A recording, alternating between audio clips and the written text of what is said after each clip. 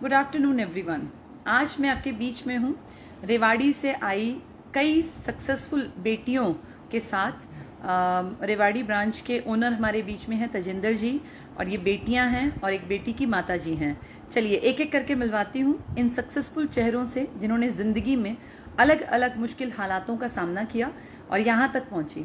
देखिए, सक्सेसफुल लोग कभी भी मैंने ऐसे नहीं सुने कि कुछ भी नहीं किया और सक्सेस हाथ आ गई। कम से कम आम परिवार में सक्सेसफुल होने के लिए मेहनत करनी पड़ती है, और ये मेहनत अलग अलग तरह की होती है। कुछ लोग होते हैं जिन्हें समाज के दबाव में रह के पढ़ना पड़ता है, कुछ लोग होते हैं जिनके साथ शारीरिक दिक्कतें होती हैं, उन्हें पढ़ना पड़ता है, कुछ लोग होते हैं जिनके ऊपर मानसिक दबाव ज़्यादा होता है, उन्हें पढ़ना पड़ता है। फाइनली पढ़ाई की इस लड़ाई में विजय उसी की होती है जो सब मुश्किलों से आगे निकलकर पढ़ाई के ऊपर ही फोकस करता है और अपने चांसेस को गवाता नहीं है। जितने एग्जाम्स होते हैं ये वो बच्चे हैं जिन्होंने सारे पेपर्स भरे, एक अच्छा ग्रुप बनाया और वो ग्रुप पूरे का पूरा सक्सेसफुल हुआ। तो हमारे बीच में जो बेटियां हैं मैं एक एक करके मिलवाती हूँ आप लोगों को। सबसे पहले ये बिटिया दिखाई दे रही है, ये चारों बैठी हुई हैं, वो हमारे बीच में रेवाड़ी ब्रांच के ओनर हैं तजिंदर जी। सबसे पहले बात करते हैं बिटिया से। हाँ बेटा, क्या नाम है तुम्हारा? सीमा नाम है मेरा। सीमा। सीमा कितनी उम्र हो गई बेटा? 23 एज है। और पिताजी क्या करते हैं? पापा जी का प्राइवेट काम है। प्राइवेट काम है। तो सीमा तुम कितने साल पढ़ी हमारे पास? 2 साल आईसीएस रेवाड़ी में मैंने कोचिंग की। आईसीएस रेवाड़ी में पढ़ती रही। तुम क्या पढ़ाई करके आई थी बेटा हमारे पास? बीएससी ग्रेजुएशन कर ली थी मैंने। अच्छा, बीएससी करके ग्रेजुएशन पूरी हो गई तब तुम ये किसने सजेस्ट किया कि सरकारी नौकरी की तैयारी कर लो? मैम ये ना मतलब सजेस्ट तो किसी ने नहीं किया, ये मेरे मन का खुद का था। बीएससी करने के बाद खाली टाइम था, मैंने सोचा अब मैं क्या करूं, मतलब मैंने टीचिंग लाइन में नहीं जाना, पुलिस की नौकरी करनी है ये सोचा था कि कोचिंग सेंटर ढूंढूं। तो मैम मैं पहले एक अलग सेंटर में गई तो मेरे को बिल्कुल अच्छा नहीं लगा वो। फिर मैम ये बस स्टैंड के बिल्कुल पास में था, मैंने सोचा इतनी दूर ब्रास मार्केट में कौन जाएगा, इसमें देख ले। तो मैम डेमो देखा तो मैम आपने पढ़ाया, मतलब सर ने पढ़ाया मैम, बहुत मतलब इतना अच्छा लगा। घर जाके मैंने कहा ना तो मतलब पढ़ना है तो मम्मी मैंने तो आज ऐसे टीचर देखे, मतलब जो एक बार बात बताते हैं दिमाग में बिल्कुल फिट कर देते हैं। ऐसे टीचर मतलब एग्जिस्ट ही नहीं करते, वो आज ही देखे हैं मैंने। तब अगले दिन ही मैंने एडमिशन ले लिया था और तब से मैम आईसीएस कंटिन्यूस मैंने आईसीएस में पढ़ाई की। और 2 साल करने के बाद मैम जिसमें मेरे 5-6 टेस्ट क्लियर है और फाइनल सिलेक्शन किस चीज में हुआ बेटा? मैम दिल्ली पुलिस का exam clear, BSF head constable का, सीईटी प्री में मैम 77 मार्क्स और सीईटी मेंस भी दे रखा है 56-57 का, जिसका रिजल्ट पेंडिंग है, और ग्रुप डी में फाइनल सिलेक्शन हो गया मैम। और मेरे घर में मैम मेरी सरकारी नौकरी पहली है, पापा जी का प्राइवेट काम है, और मेरे देखते हुए मेरे भाई ने भी एडमिशन ले लिया आईसीएस रेवाड़ी में। उसको भी है कि मुझे भी लगना है। हाँ जी, अपनी बहन की तरह, हाँ, सोनिया की तरह वो नहीं करता था। तब सोचा ना कि सीमा लग गई तो मैं भी मतलब नौकरी लग जाऊंगा, मैं भी तैयारी करूँ, ये भी तैयारी करके लगी है। पैसे वैसे नहीं दिए, ओनली सरकारी नौकरी में 15 से 20 हजार रुपए में आईसीएस में मिल गई मेरे को। तो बहुत बढ़िया रहा। हाँ। तो ये बिना खर्ची बिना पर्ची वाला फॉर्मूला तुम्हारे लाइफ में सही बैठा है? मैम बहुत अच्छा, बहुत ही बेस्ट मैम।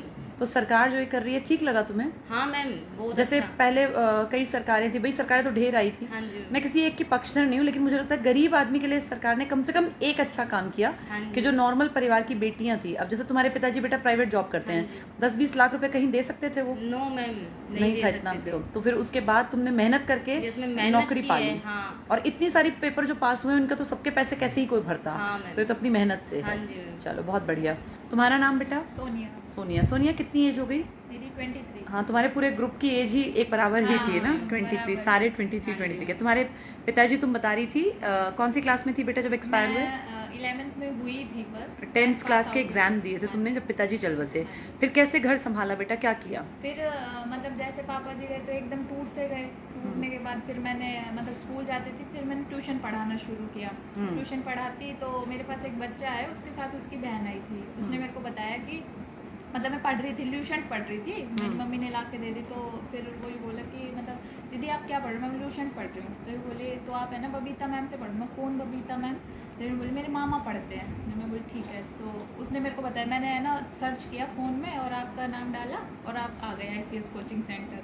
फिर मैंने आपकी एक लेक्चर ली, मेरे को बहुत पसंद आई। तो मैंने 11th की 12th की। 12th करते ही मेरी मम्मी बोली चल कॉलेज चली जाए। मम्मी कॉलेज तो नहीं जाऊँ, फिर भी गई 6 महीने तक। वैसे उल्टा होता है, बच्चे कहते हैं हमें कॉलेज जाना है, पेरेंट्स रोकते हैं। तुम्हारे साथ उल्टा था, मम्मी चाहती थी तुम पढ़ो आगे और तुम्हें लगता था कॉलेज ना जाके मैं नौकरी की तैयारी कर मेरे को है ना गवर्नमेंट जॉब में ज्यादा रुझान था। मेरा यूँ था कि मेरे को गवर्नमेंट जॉब लगना है। मतलब पापा थे तभी मैं यूँ कहती थी पापा मैं गवर्नमेंट जॉब लगूंगी। मेरे को मतलब थोड़ा वर्दी का थोड़ा तुम्हारे ज्यादा पिताजी दिन क्या है। काम करते थे बेटा? मेरे पापा 1995 में पुलिस में लगे थे। अच्छा, फिर, हरियाणा हाँ, पुलिस में थे? हाँ जी। ठीक, फिर ठीक। चौटाला की जो सरकार आई थी उन्होंने हटा दिए थे 2001 में। अच्छा, 2001 में वो हटा दिए थे। 1600 का बैच था, उसमें है ना पापा जी को हटा दिया गया था। अच्छा, तो पेंशन मिलती है कि नहीं मिलती? नहीं नहीं पेंशन भी नहीं मिलती? नहीं। अच्छा।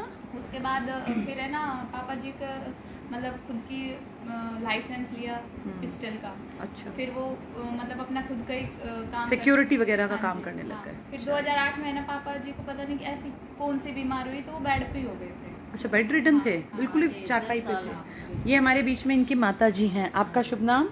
सविता जी, सविता जी। सविता जी, आपकी कितनी उम्र हो गई? मेरी 50 है जी। 50 हो गई? हाँ जी। 50 हो गई पूरी? हाँ जी। अच्छा, अब आपकी बेटी लग गई सरकारी नौकरी, कितनी खुशी है आपको? हाँ जी, ये बबीता सर और प्रेमल सर का जी बहुत सहयोग मिला, लेकिन टाइम से तो बहुत कुछ निकला जी। हाँ। पर बेटे ने बहुत कुछ मुश्किल तो बहुत आई होंगी जब हाँ पति जी, गुजर गए थे तो पर हाँ बच्चों को जी, पढ़ाना पर बेटा लिखाना। और बेटी बहुत अच्छा, ये मतलब जो आप बता रहे थे सरकारी नौकरी पे थे आपके पति, हाँ तो जी। उनकी फिर पेंशन नहीं बन पाई? ना कुछ नहीं जी, वो 1600 का बैच में था तो हटा दिया गया था, तो उन्होंने बोला वेटिंग में डाल दिया था। अगर ठीक है जाएगा तो दोबारा से ले लेंगा, तो कुछ नहीं मिला जी मेरे को। अच्छा, कुछ भी नहीं मिला कुछ उनका? नहीं जी, मेरे पास बस ये विधवा पेंसिल से या जो ये तो विधवा पेंशन, तो फिर ये तो वैसी सरकार हाँ, के ये थ्रू तो है। सरकार और कुछ मतलब नहीं। आदमी का जो चीजें थी पीछे, उनका बचा हुआ पैसा वैसा ना, कुछ नहीं दिया? कुछ नहीं मिला जी मेरे को। अच्छा, फिर ये बच्चे पालने में आपको बहुत दिक्कत आई बच्चा होगी। जी नु था, फिर ही थोड़ा सा समझदार रहेगा। बेटा का एडमिशन दुआया था, ITI करे था। फिर या थोड़ी सी लड़की वो आई, फिर बोल भाई तू टेंशन में ना लिए। फिर वो आने के बाद बोल मम्मी मैं जॉब में लाग जाऊँ, वो कंपनी में लागा जी। फिर अगली करी, फिर शादी करी, जैसे तैसे करके जी ये समझदार रहेगा तो टाइम निकल तो गए, अपनी मेहनत से अपना टाइम मतलब आप लोगों ने ना चुपचाप शांति से अपना पढ़ते गए, मेहनत करते गए बच्चे। हाँ बस जी, ऊपर आड़ा पे आप जैसा का सहयोग मिले, ऊपर आड़ा से शांति मिली, शांति करके ईश्वर ने थोड़ा आपकी परीक्षा तो ली। हाँ, जब इनके पिताजी गुजरे तब दिक्कत तो आई, लेकिन धीरे धीरे धीरे करके आपके बच्चे जो हैं, बस भगवान ने और आपके आशीर्वाद ने इनको कामयाब बना जी। दिया। मैं तुम्हें पूछूं, भगवान आप जैसा को हमेशा आशीर्वाद मिले और इसी तरक्की करे बहुत ही जीवन में। बहुत बहुत हाँ, शुक्रिया। बहुत अच्छा लगता है जब आप जैसे माँ बाप जो हैं खुश होते हैं। हम भी देखते हैं कि कोई औरतें जो है जीवन की परिस्थितियां परेशानी वाली, बड़ी बेटी उनके बच्चों ने उनको JVT BCom 5 साल का दो ही था, तो बेटी भी पढ़ा लिखा दी थी, अपनी की शादी कर दी थी, अपना काम तक काम करे। बच्चा ने बहुत सहयोग दिया जी। बच्चे अच्छे निकले आपके, है ना? ऐसा टाइम निकल जी, खानों भी बना देती तो दरिया का दर रह जाएगा बेचारा नन्नू भी ना कि भी हम भूखा सोएगा या उठा कुछ भी करे। जिद नहीं की बच्चों ने? जिद नहीं की जी, बिल्कुल बेड पर 10 साल तो 5 साल तो साहब बिल्कुल बेड पे ही गिर गया। अच्छा, आपके हस्बैंड हैं? हाँ जी। तो ये बच्चे भी अच्छे निकले। देखो, ये संस्कार ही होते हैं, आपके संस्कार हैं। बिटिया जो है, फिर पिताजी बेटा बेड रिडन हो गए तब हाँ, तब फिर फिर हम मतलब कोई भी काम करे तो पापा को कंधे पे लेके जाते थे, मैं और भाई मतलब अच्छा। पकड़ के यूं अपनी गाड़ी अच्छा, चलना मुश्किल हो हाँ, गया। और तो ये है बीमारी ना क्या यहाँ- निकली? पता नहीं, पहले तो बोला ये डिस्क की arthritis प्रॉब्लम है, सब ऊपर psoriasis हो गई थी, अच्छा। L4 वह L5 कहानी में तो भी बस एकांत दिक्कत में ही हो गई थी। बताऊंगा जी, जो भी भगवान का। सही तो बात फिर है। है ना अच्छा, वो- मतलब प्रॉपर पता ही नहीं चल नहीं, पाया। पता नहीं चला ठीक क्या ठीक हुआ। ठीक, बस वो देखो ईश्वर की करनी है, उसमें तो कोई क्या ही कर सकता है। फिर बेटा तुमने अपना सोचा कि मुझे पढ़ लेना फिर चाहिए। मैं अपने पढ़ी डेडिकेशन के साथ, फिर ICS में जैसे उस लड़की ने बताया मैं आ गई थी। बचपन से फिर तजेंद्र सर ने कहा कि मतलब अभी डेमो ले लो। मैंने बस एक दिन ही देखा, मकसद डेमो तो मैंने ले रखा, मेरे को एडमिशन दे दो। मतलब तुम मन से अपना पक्का थी कि भाई मुझे नौकरी करनी है, मुझे पढ़ाई करनी है। मतलब पापा जैसे पुलिस में थे तो मेरे भी यूँ जुनून था कि मेरे को पुलिस की वर्दी लेनी है। हाँ। तो पिछली वाली जो पुलिस की वर्दी उसमें मेरा सिलेक्शन नहीं हुआ था, तो मतलब मैं थोड़ी यूँ हो गई थी कि थोड़ा तब तो डिप्रेशन ICS में आई थी मैं। बस अच्छा। 6 महीने ही हुए थे, पूरा भी 6 नहीं हुए थे, तो नहीं हुआ। फिर मैं कोई बात नहीं, मैं पढ़ती गई 2 साल, फिर सीमा मिली। मतलब अच्छा, हम ग्रुप दोस्त मिल बने, गया। फिर हमारा ग्रुप बन गया। वो ग्रुप हमारा ऐसा बना, फिर हम सारे सेलेक्ट हो गए। तो तुम्हें क्या लगता है ग्रुप स्टडी फायदेमंद है या नुकसानदायक है? फायदेमंद कई बार तो है। बच्चे बिगड़ भी जाते हैं ग्रुप स्टडी का कहने के नाम पे, और फिर अपना ग्रुप गायब का गायब हो जाता है, बंक मारता है। वो तो रेगुलरिटी अपने अंदर डेडिकेशन के साथ बनानी पड़ती है। और मतलब पता हम क्या है? सारे है ना डेडिकेटेड थे, यू थे कि हाँ पढ़ना है। अगर हमने यू कर लिया ना कि 2 चैप्टर मैथ्स के करने हैं तो करने हैं। अगर मेरा ये था, अगर मैं पोचा भी मार रही हूँ ना तो मैडम की है ना कि MP की कितनी सीट थी, मैं उसमें यूपी में कितनी थी, वो MP में रिवाइज कितनी करती हाँ, रहती रिवाइज थी, करती रहती दिमाग थी। में हमेशा पढ़ाई चलती पढ़ाई रही, चलती गलत रही। रास्ता पकड़ा ही नहीं, नहीं। अपनी एनर्जी को सही जगह हाँ, लगाया। पापा का इससे था जी, हाँ जी, जो राजनीतिक में ज्यादा वो थी। अच्छा पिताजी की, हाँ जी, ठीक, तो ठीक, बताते थे, अच्छा तो इसलिए गुड़िया ने ज्यादा वो था। तो इसका इंटरेस्ट था। में है ना ज्यादा इंटरेस्ट था, तो हाँ। पापा बताते रहते तो मैं सीखती रहती थी। और फिर है ना मेरे भाई ने भी मेरे को फुल सपोर्ट किया, वो बोला कि तू पढ़, मतलब जो भी अब लगेगा ना, अब तूने काफी कमा लिया। अच्छा, एक बच्ची का बेटा मैसेज आ रहा है, मानसी शर्मा का, कोई लिख रही है, अगर आप मेरा मैसेज सोनिया तक पहुंचा दो, लास्ट ईयर 2023 में वो पुलिस वाले वापस ले लिए, पर बेटा इसके पिताजी तो एक्सपायर हो गए, कौन से सन में?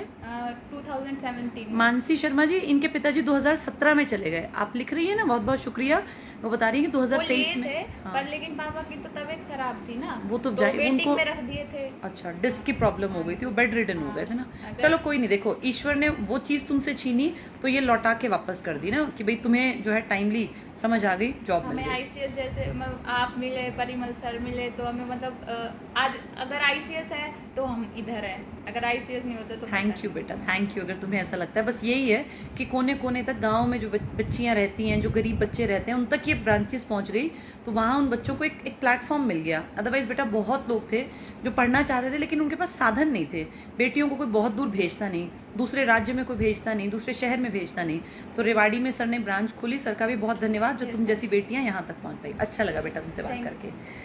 ठीक है, चलिए हमारे बीच में ये तीसरी बिटिया है, क्या नाम है बेटा? मैम मेरा नाम योगिता है। योगिता। योगिता, तुम्हारी एज भी 23 साल है। जी मैम। तुम सारे ग्रुप की एज 23 साल है। इसके पीछे का क्या कारण है कि सबको उसी एज में, एक एज में ही सबको बुद्धि आई कि हमें पढ़ लेना चाहिए? मैम देखिए, ऐसा तो हम कह नहीं सकते कि हम कैसे, क्योंकि हम तीनों ही अलग अलग गांव से हैं। जो सीमा है वो भैरूबास से है, और सोनिया है वो रेवाड़ी के पास एक गांव है, वहां से है। मैं मंदोला से हूँ। अच्छा। बस ये हुआ कि आपकी ICS की टीम की वजह से हम तीनों 23 साल की उम्र में लग गए। वो कैसे कि वो दोनों अपने अपने गांव से, मैं अपने गांव से, कि हम आपकी प्लेटफॉर्म पे तीनों एक साथ इकट्ठे हुए, जिसकी वजह से कि हम 23 साल में आप जो तो तुम्हारा कितना ग्रुप था, कितने लोग थे तुम्हारे ग्रुप में? मैम हम अपने ग्रुप में 8-10 बंदे थे। और कितने लोग सिलेक्टेड हो अब? मैम सारे के सारे हम लोग सारे सेलेक्ट हो गए अलग अलग डिपार्टमेंट सब अपने अपने डिपार्टमेंट। चलो, मतलब तुम्हारा पूरा ग्रुप एक आइडियल ग्रुप है कि देखो भाई ये लोग रहे इकट्ठे, जो कि अभी फिलहाल जॉब पे हैं, उनको छुट्टी नहीं मिली, जिसकी वजह से वो आ नहीं पाए। हम लोगों को मिल गए, इसलिए मैं हम तुम सारे आ गए। जी। बहुत अच्छा लग रहा है बेटा तुम लोगों से बात कर। तुम्हारे पिताजी क्या करते हैं? मैम मेरे पापा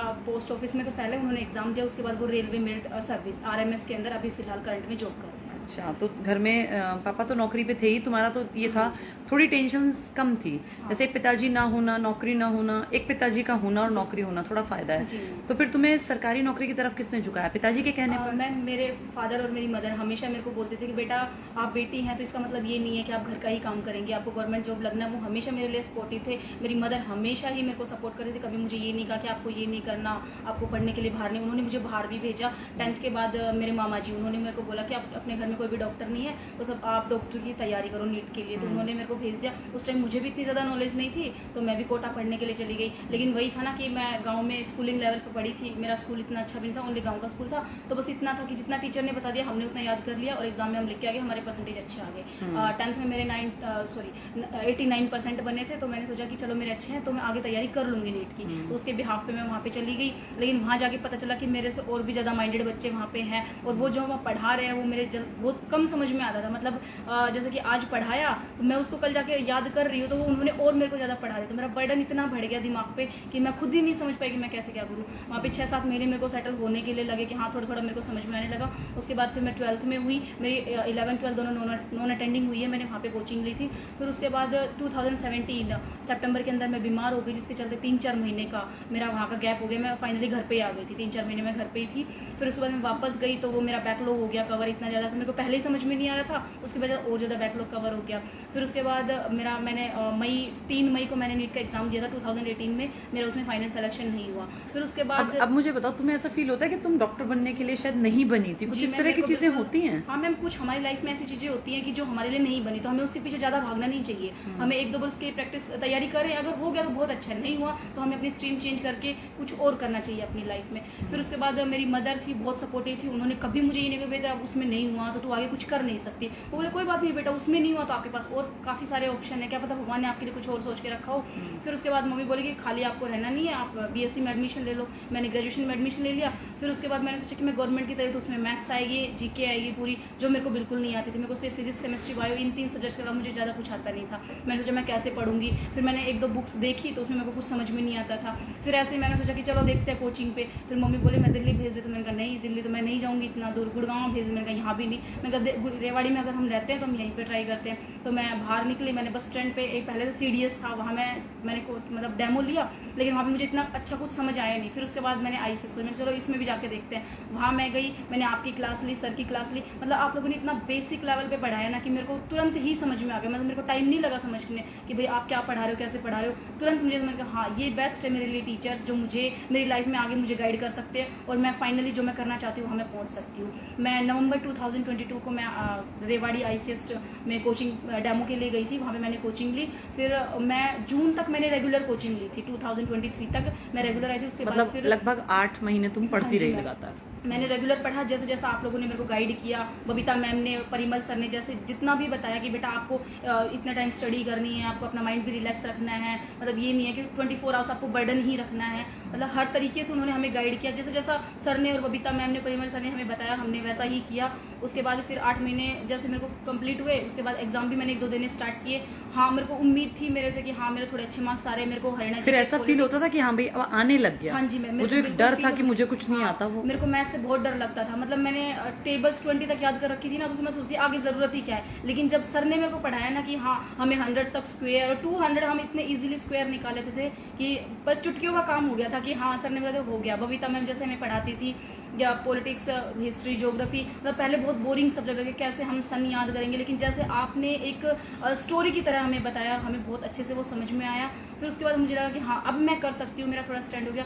फिर वापस से मेरा बैकलॉग ये लगा कि मेरे पापा बहुत ज़्यादा बीमार हो गए, जिसकी वजह से फिर मेरी कोचिंग कंटिन्यू। लेकिन हाँ ये था कि एक ICS टीम ने ऐप तैयार कर रखा है, जिसकी वजह से हम जैसे बच्चों को बहुत प्रॉफिट होता है कि हम घर पे किसी भी टाइम रिकॉर्डेड क्लास है वो सुन सकते हैं, आपको लाइव लेना तो आप लाइव अटेंड कर सकते हो, जिससे मुझे बहुत फ़ायदा हुआ। और फाइनली 2024 में मेरा ग्रुप D का फाइनल सिलेक्शन हुआ है। इससे पहले CET प्री मेरा क्लियर हुआ था, 56-57 जो CET मेंस है उसका मैंने एग्जाम दे रखा, वो भी पेंडिंग में है। दिल्ली पुलिस का मेरा एग्जाम क्लियर हुआ था। तो कई एग्जाम हुए बेटा, जी। मतलब एक स्ट्रगल रहा तुम्हारी लाइफ में, कभी कुछ कई तरफ ऑप्शंस, फाइनली तुम 23 साल में नौकरी तक पहुंच गए। मैम ऐसा भी हुआ था कि मेरी मदर ने इतना मतलब मेरे को सपोर्ट किया। मेरे पापा बीमार थे, उसके बाद भी मेरा IBPS PO का एग्जाम था, तो मम्मी मुझे खुद स्कूटी से, मेरी बस निकल गई थी, मुझे स्कूटी से मम्मी फर्रुख नगर मेरे को लेके गई, वहाँ मेरा एग्जाम दिला के आई। उस एग्जाम में ये हुआ कि मैं जैसे कि उसमें सेक्शनल कट ऑफ होती है ना, तो मैं इंग्लिश में 0.25 मार्क्स से रह रही थी। मुझे इतना अपने आप पे हुआ है कि मैं 0.25 से कैसे रही। मैंने दोबारा से तैयारी करके नहीं कोई नहीं इसमें रह गया, आगे दोबारा तैयारी करनी। तुम्हारी मम्मी ने बहुत जी संघर्ष मैम, किया मेरी बेटा। मम्मी ने बहुत संघर्ष किया। तुम्हारी माता जी का नाम क्या मैम है? मेरी माता जी का नाम निर्मला देवी है, वो अभी मेरे साथ है नहीं, थोड़ी सी तबीयत खराब है उनकी, तो वो मेरे साथ आ नहीं पाई मैम। लेकिन नेक्स्ट टाइम मैं फिर आऊँगी एग्जाम क्लियर करके, तब मैं आपसे बिल्कुल बिल्कुल, मैं मैसेज छोड़ देती हूँ उनके लिए। निर्मला देवी जी, आपको बहुत बहुत मुबारक हो, आपने बहुत अच्छी परवरिश दी, अपनी बेटी को इतना काबिल बनाया। आज इसकी कहानी सुन के बहुत सारे बच्चों ने प्रेरणा ली, और आप भी एक प्रेरणा स्रोत हैं कि जिस दिन इसकी बस निकल गई थी IBPS का एग्जाम दिलाने, आप खुद स्कूटी उठा के इसको फर्रुख नगर तक लेके गई। तो ऐसे माँ बाप होते हैं जो बच्चों के लिए एक ढाल की तरह काम करते हैं, और फिर इन्हीं के बच्चे कुछ करके दिखाते हैं। तो बहुत अच्छा लगा बेटा तुमसे बातचीत करके। चलिए आप इधर आ जाइए, थोड़ा फिर सुनने में ऑडिबिलिटी की दिक्कत नहीं होती। आपका नाम? रेनू नाम है। रेनू, आप इनके ग्रुप में थोड़ी सी एज में इन सबसे बड़ी हैं। आप बता रही थी आप 30 साल की हैं। तो जब ये ग्रुप आपने ज्वाइन किया तो ऐसा लगता था कि ये लड़कियां तो तेज हैं, इनके ऊपर प्रेशर नहीं है, इनका कोई बच्चा नहीं है, इनको घर परिवार की दिक्कत नहीं है, तो मैं इनके साथ भाई नहीं चल पाऊंगी, ऐसा लगता था? यस मैम, मेरे को ये लगता था कि ये तो मेरे से बहुत ज्यादा इंटेलिजेंट, पता नहीं इनके साथ कैसे बने। पहले तो ये रहता था कि ये तो बातें करती रहती है। शुरू में ये बच्चियां जैसे 20-20 साल की थी तो आपको लगता होगा बहुत छोटी है, बहुत एक्टिव रहती थी, बातों करने में कुछ भी करती, पीछे बोलती रहती, कुछ भी बोलती रहती। फिर मेरे कई बार तो ये सोनिया मेरे को सुनाती रहती, यही लड़की ऐसे ऐसे करके बोलती रहती। हाँ। फिर मेरे कोई बात नहीं, ये बातें करते, मैं इनको नाराज भी हो जाती थी इनसे। फिर धीरे धीरे बस इनके कांटेक्ट में आने लगी मैं, इनके साथ बैठने लगी।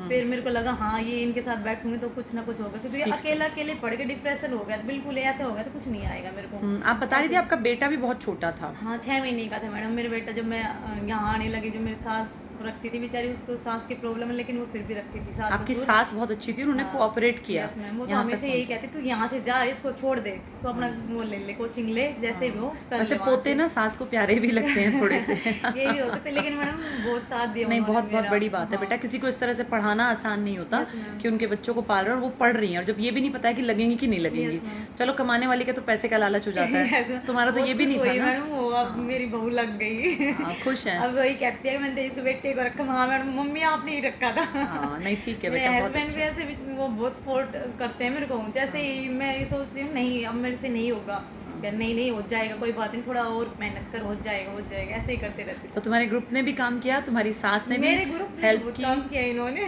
और तुम्हारे जो है हस्बैंड ने भी हेल्प Yes, की, ma'am. सबने मिलके तुम्हें, जो तुम लगभग भाई एक गृहस्थ आश्रम में घुस गई थी और Yes, सब ma'am. त्यागने ही वाली थी, वापस से खींच के तुम्हें इस तरफ लेके आए कि पढ़ाई लिखाई से दोबारा से मैं जुड़ी। एमएससी करके, मैं तो एस्टेट के लिए आई थी इसमें, अच्छा। एमएससी बीएड करके एस्टेट के लिए आई थी, आईसीएस कोचिंग सेंटर में। मेरे को एस्टेट करना, मेरे से एस्टेट ही नहीं हुआ था, क्योंकि पहली बार दिया मेरे को 77 कुछ मार्क्स आए थे उसमें। अच्छा, फिर मैंने वो छोड़ दिया क्योंकि मेरा हुआ ही नहीं। फिर एस्टेट को छोड़ के तुमने सोचा कि कहीं भी मिल जाए, सरकारी नौकरी मिल जाए। हाँ मैम, सर बोलते थे ना कोई भी ले लो, पहले सरकारी नौकरी, टीचर की लाइन बाद में सोचा ना, पहले कोई भी सरकारी नौकरी ले लो। सर की बात तुम्हें लगता है ठीक थी? ये मैम बिल्कुल सही थी, फिर मैं उसी के चक्कर में पड़ गई कि सरकारी नौकरी ही लेनी है मेरे को, पहले चाहिए मेरे को झाड़ू पोछे की मिल जाए, लेनी जरूर है। एक वो लग जाए ना कि भाई गवर्नमेंट जॉब है, Yes, ma'am. तो फिर बहुत side मेहनत में की बेटा। खर्चा बच जाता है मैडम, हाँ, घर वालों बिल्कुल। का भी और मेरा खुद और एक का ये हो भी। जाता है भाई नौकरी तो मिल गई, अब आगे बढ़ने का रास्ता मिल गया, सीढ़ी पे हमारा पहला कदम चला गया, Yes. अब एक एक करके हम इसके पायदान Yes, क्रॉस ma'am. कर लेंगे। उसके बाद बस ये स्टेट छोड़ ही दिया मैंने, अब सोचूं उसके बारे में। नहीं, अब जब भी आएगा तो बढ़िया तैयारी Yes, करना, अब तुम ma'am. फ्री हो,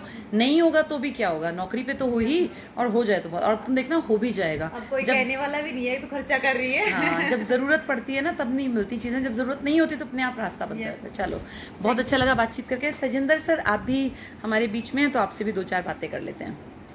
नमस्कार सभी को। ये रेवाड़ी ब्रांच संभालते हैं सर, 2018 से सर संभाल रहे हैं। तो सर, ये बेटियां जो हैं आज यहाँ तक पहुंची हैं, इसमें आपका भी बहुत बड़ा योगदान है। अगर आप वहाँ ब्रांच ना चला रहे होते तो इन बच्चियों को शहरों तक कौन भेजता, क्योंकि सारी बेटियां गांव से हैं, माँ बाप भी को बहुत ऐसे नहीं थे कि बहुत ज़्यादा रिच हैं, चलो गाड़ी में ड्राइवर छोड़ के आ रहा है। तो इन बच्चियों के इस भविष्य के योगदान में कहीं ना कहीं कुछ एक छोटा सा प्रतिशत आपका भी है। कैसा फील होता है, क्योंकि ईश्वर देखता है कि इस अच्छे नेक पुण्य के काम में आपने भी एक सहयोग दिया। जैसे हम तो ये कहेंगे जी प्रीमस, और जैसे आपने हमें गाइड किया, मैं भी पहले आईसीएस में पढ़ता था, पढ़ते पढ़ते पेपर भी पास हुए, लेकिन लगा कि हमें ब्रांच करनी चाहिए, हमें भी देखते थे।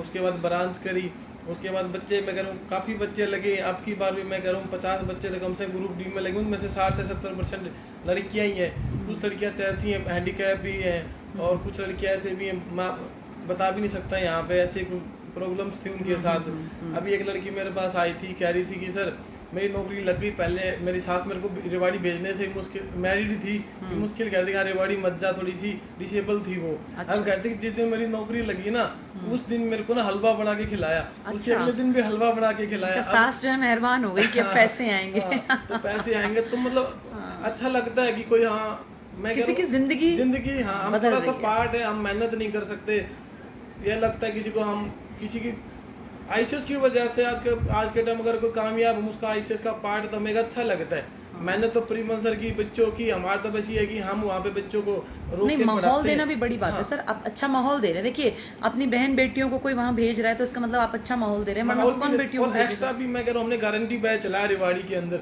मैंने जितने बच्चे हमने पढ़ाई गारंटी बैच में, टोटल बच्चे लगे सबका हो गया। तुम 2000 बेटा गारंटी बैच में थी? गारंटी बैच के सारे। अच्छा अच्छा, चारों गारंटी बैच। मतलब 50 के 50 60-70 बच्चे थे, लेकिन 50 बच्चे सारे गारंटी बैच के ही हैं जी। गारंटी बैच में थोड़ा सा बच्चा सीरियस ज्यादा हो जाता है ना। उस बैच में लेने वाले लगभग बच्चे वो होते हैं जिनको ये था भाई हमारे पास कोई साधन नहीं है, हमें पढ़ना ही पढ़ना है। इनको हम रोक के पढ़ाते थे जी, जैसे आप तो यहाँ से क्लास देखा था, अगर हम उनको 5 बजे तक वहाँ 4 बजे तक रोकते थे कि यही होमवर्क करके जाओ अपना, हाँ, हमें दिखा के जाओ, हम सारे काम यही चेक करेंगे, कल सुबह आते फिर चेक करेंगे, नहीं तो क्लास के अंदर घुसने नहीं देंगे। हाँ, तो आपने सर मेहनत तो की है बच्चियों के देखो, साथ मेहनत- साथ। जैसे सर से कभी आगे मिलते तो सर कहते कि भाई ये करते रहो, ये करते रहो, हम भी तभी कामयाब हो पा रहे हैं ब्रांच चलाने में, जब सर जो कह रहे हैं वो इम्प्लीमेंट कर रहे हैं। वही बच्चों के जीवन में है कि जैसे भी गुरु जो भी बात बोलेगा वो कामयाब मानने तभी कामयाबी मिलेगी। मैं तो यही कहूँगा, जैसा भी जो भी जहाँ पढ़ रहा है, टीचर की बात मानिए, अपने माता पिता का की इज्जत करे और अपने गुरु की इज्जत करे। मन में इनको जाके क्लास में एक ही बात कहता हूँ मैं, जैसे भी सर कहे मैडम कहे, आंख मूंद करके विश्वास कर लो, बस जैसे वो अगर ना नौकरी में लगे तो हम जिम्मेवार है, वहाँ फीस हमने लिया, हम तुम्हारी जिम्मेवार है नौकरी के लिए। सारे बच्चे बैठे, जिस दिन इनकी मम्मी आई योगिता की, मैंने उनको बोला जी आईसीएस में सरकारी नौकरी गारंटी है, मेरे यहाँ से 2018 के अंदर भी 280 बच्चे नौकरी लगे हैं। इसकी मम्मी मेरे को बोली बेटा हमारी ने लगवा दे तो ही मानने हमने तुम्हारी अब तो मान गई होंगी बेटा योगिता मम्मी। उन्होंने आगे बोला मेरे को जी हाँ मेरी नौकरी लग गई। अम्मा सबको कहती फिरूंगी कि आईसीएस में जाओ, वहाँ गारंटी भी मिलती है, बहुत नौकरी बढ़िया भी सर, लगती है। बहुत बढ़िया ये सर। मैं कहना चाहूंगा। चलिए बहुत अच्छा लगा। और आप कुछ कहना चाहती हैं? अब आप जो है बेटी लग गई है, अब बेटी का बोझ तो नहीं महसूस करती हैं? ना जी कोई बोझ महसूस नहीं। अब तो बेटी ने आपका जो है एक मान बढ़ा दिया समाज में ना। बस आपकी वो देख कर आपका पैर आने तो शुरू से क्या करती कि मैं मम्मी एक बार मैडम सर से तो जरूर मिलूंगी, मैं तो घड़ी लेना एक बहुत जरूरी है। घड़ी जो है बेटा, इस घड़ी ने क्या रोल प्ले किया तुम लोगों के मोटिवेशन? और यार ये बात जी नु कहती प्रेमल सर और मेरी बबीता मैम से ना मैं एक दिन जरूर मिल के आऊंगी जी। मैंने बस ये हर बात से ना बहुत सी नॉलेज री करके तो रात नु ही देख रही। मैंने कहती मोटा सर ने छोड़ डागी ना नो कहती वो मेरो काम से क्यों मैं कई बार नींद में उठती मैंने आँख बिज के देखती देखूं ये कर के रही से एकदम फड़फड़ाती कई बार को मारती पर मैं को फोन चेक करती फिर कहती मोटा ने छोड़ा गई ना सर जी ने कहा सर जी ना छोड़ू घड़ी तो जरूर लिखानी से। चलिए तो ये घड़ी का सपना बेटा पूरा हुआ। इस घड़ी ने बहुत मोटिवेशन दिया। न जाने कितने बच्चों का ये अरमान है कि ये घड़ी हमारे घर की दीवार पर जो है। घड़ी कब लेके आए वहां से हम मेरे पास भी आते कोई बच्चा सिलेक्शन लेके आता सर उस ब्रांच से बच्चा आया, हमें भी घड़ी लेके एक दिन आना है वहाँ से, मैं बिल्कुल चलेंगे सर। मैं तो इस घड़ी ने भी रोल प्ले किया बेटा। चलो बहुत अच्छा लगा बेटा तुम सबसे बात करके। सब लोगों को मेरी बहुत सारी दुआएं, आशीर्वाद, और भगवान करे ये सिर्फ एक सीढ़ी हो तुम्हारे लिए, तुम अभी जिंदगी में और ऊंचाइयों तक पहुंचो। क्योंकि पहली चीज होती है बेटा हमारा स्टैंड बन गया। अब कोई ये कहने वाला नहीं है कि बैठे बैठे खाते रहते हो या कब तक तुम लोग जो है तुम्हारे पर खर्च करें।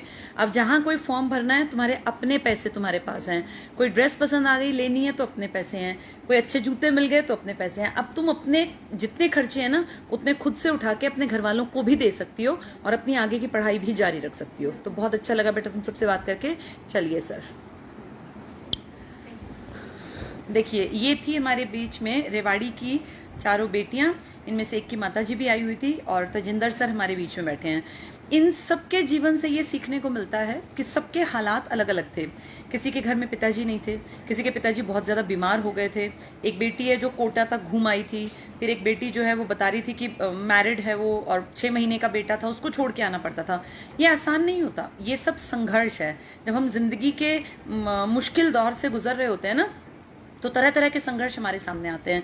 इन सब ने उन संघर्षों को बहुत ध्यान से अपना फोकस्ड होके उनको सहते हुए जिंदगी में अपना एक टारगेट बनाया और उस संघर्ष को करते करते ये बेटियां आज पार निकल गई। इनका गारंटी बैच का पूरा ग्रुप था जो पूरा ग्रुप का ग्रुप लग गया। तो खुशी होती है जब हम ऐसी बेटियों को देखते हैं और लगता है कि ईश्वर ने हमें बड़े अच्छे काम के लिए चुना। मैं तो बहुत ब्लेस्ड फील करती हूँ कि ईश्वर ने इतने अच्छे काम के लिए चुना कि किसी की पीढ़ी बदलने में थोड़ा सा रोल हम प्ले कर पाते हैं। मेहनत नहीं कर सकते हम वैसी, देखो असली मेहनत तो बच्चे को खुद करनी पड़ती है, लेकिन एक गाइडेंस होती है कि हम उस रास्ते पे चलना कैसे है, वो शॉर्ट तरीका क्या हो सकता है कामयाबी हासिल करने का। मेहनत के रास्ते पे चल के भी एक तरीका है, तो ये बताते हैं। और बहुत अच्छा लगता है जब इस तरह की बेटियां आती हैं। तो जितने बच्चों तक ये मैसेज जाए, आप सभी पढ़ते रहिए, फोकस्ड रहिए, और जब भी जिंदगी में मुश्किल हालात आए तो याद कीजिए कि आप जैसे आपसे भी टफ कंडीशंस में लोग सरवाइव करते हैं और फिर भी पार निकल जाते हैं। तो कभी भी ये मत मानिए कि जिंदगी में सारे दुख आप ही के हिस्से में हैं।